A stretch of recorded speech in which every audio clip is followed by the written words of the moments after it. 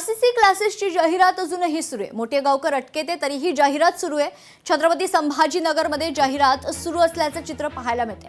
छत्रपती संभाजीनगरमध्ये नीट paper फुटी प्रकरणात RCC coaching क्लासेसचे चालक मोठेगावकर याला अटक झाल्यानंतरही त्याच्या क्लासची जाहिरातबाजी सुरू असल्याचं समोर आलंय। शहरातील विविध भागात आरसीसी क्लासचे फलक आणि जाहिराती अद्याप दिसतायत। या पार्श्वभूमीवर पालक आणि नागरिकांकडून संबंधित यंत्रणांच्या भूमिकेबाबत प्रश्न उपस्थित केले जात आहेत। याचाच आढावा घेतलाय लोकशाहीचे प्रतिनिधी सचिन बडे यांनी। पाहूयात। महाराष्ट्रामध्ये एक व्यवसाय तेजीने चालतोय, तो म्हणजेच कोचिंग क्लासेसचा आणि ट्यूशन क्लासेसचा। मात्र आरसीसी क्लासेस चालक मोठेगावकर याचा सगळा कारनामा समोर आला आणि त्यानंतर त्याची चौकशी सुरू झाली।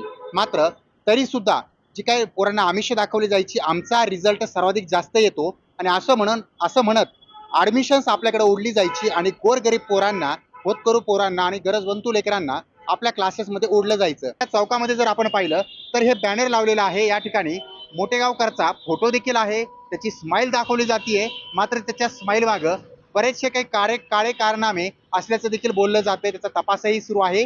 मात्र निकाल हीच आमची ओळख, अशा प्रकारचं त्याचं बॅनर या ठिकाणी आपण पाहतोय। त्याच्यावर त्याची तपासणी चालू आहे, त्यासोबतच त्याच्यावर गुन्हा दाखल झालाय। संपूर्ण काही प्रक्रिया सुरू असताना मात्र त्याच्या बॅनरबाजीचं, त्याच्या या कलाकारीचं बॅनरबाजीचं बॅनर, त्याच्या या कलाकारीचं बॅनर या ठिकाणी आपण पाहतोय।